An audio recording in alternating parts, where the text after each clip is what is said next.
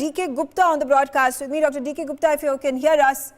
And we've spoken about the various alert systems that have been put forth by the Delhi government after the debacle that came about during the second wave. And this system had been put in place. An orange alert that is likely to be announced anytime soon. The positivity rate has already crossed the 0.5% mark.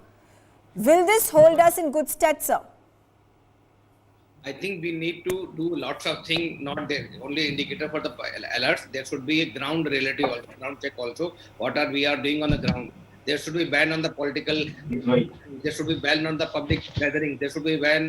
There should be effective implementation of Dhara 144. There should be effective. There should be I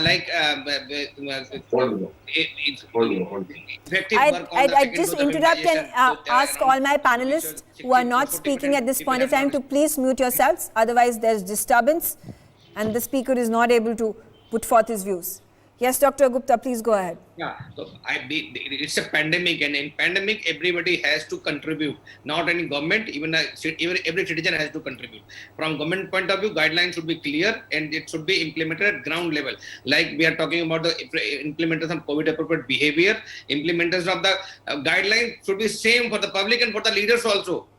I just one day back I heard that there was a advertisement during this talk also that Mr. Kejriwal is doing some rally or some gathering. So what message we are giving to public?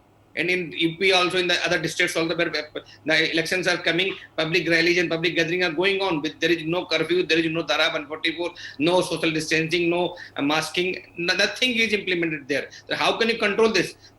These events are like spreaders. They will help in community transmission of this Omicron. And we all know that the Omicron is it is more infectious. It is traveling 4 times more than Delta.